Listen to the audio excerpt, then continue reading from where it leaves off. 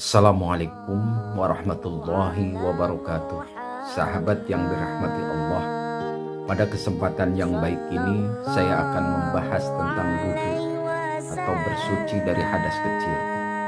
Wudhu yang merupakan syarat sholat, sehingga wudhu menjadi penting karena tanpa wudhu sholat kita tidak sah. Seperti sabda Rasulullah SAW yang diriwayatkan oleh Imam Bukhari dan Muslim, yang artinya Allah tidak akan menerima sholat seseorang sehingga seseorang tersebut berwudu. Imam Abu Suja dalam kitab Takrib menjelaskan bahwa ada 6 fardu wudu. Yang pertama adalah niat. Niat tentu dilakukan ketika kita membasuh muka. Niatnya seperti nawaitul wudu'a li raf'il hadatsil asghar fardhulillahi ta'ala. Saya niat berwudu menghilangkan hadas kecil karena fardu karena Allah Ta'ala. Dan yang kedua adalah membasuh muka.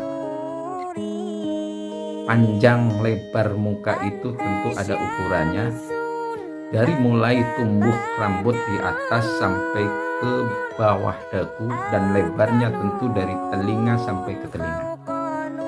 Dan yang ketiga yaitu membasuh kedua tangan sampai ke atas siku.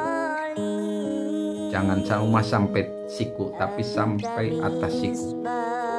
Dan yang keempat adalah membasuh rambut kepala. Dan yang kelima membasuh kaki sampai pergelangan. Dan yang terakhir adalah tartib. Tartib artinya adalah mendahulukan yang pertama dan mengakhirkan yang akhir. Jangan sebaliknya, mengakhirkan yang awal dan mengawalkan yang akhir. Terus seperti berkumur dan kegiatan-kegiatan lainnya itu merupakan sunnah wudhu yang tentu akan saya bahas pada kesempatan yang lain. Dan terima kasih atas perhatiannya. Silahkan komen dan kasih saran supaya kedepannya lebih baik. Terima kasih. Assalamualaikum warahmatullahi wabarakatuh. Assalamualaikum warahmatullahi wabarakatuh. Sahabat-sahabat yang dirahmati Allah, pada kesempatan kemarin kita sudah membahas fardu wudhu. Fardu adalah sesuatu hal yang harus dilakukan ketika kita wudhu. Sementara pada kesempatan kali ini kita akan membahas tentang sunnah wudhu. Sunnah adalah sesuatu hal yang ketika kita lakukan mendapatkan pahala, dan ketika kita tinggalkan wudhu itu tetap sah. Ada 12 sunnah wudhu. Yang pertama adalah membaca basmalah, tentu di awal, yakni Bismillahirrahmanirrahim. Terus yang kedua adalah mencuci kedua telapak tangan kita. Kedua telapak tangan kita harus cuci, apalagi ketika kita mau berwudhu di tempat seperti bak dan sebagainya. Terus yang selanjutnya, sunnah yang ketiga adalah berkumur. Berkumur ini menjadi sunnah karena untuk menghilangi bau mulut kita ketika kita sholat.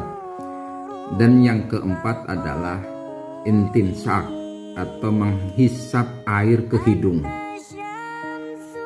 Lebih utamanya kalau bisa adalah antara kita berkumur sekaligus melakukan menghisap air itu ke hidung kita, terus sekalian disemprotkan bersama-sama.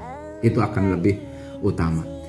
Dan yang selanjutnya, yang kelima adalah membasuh seluruh rambut.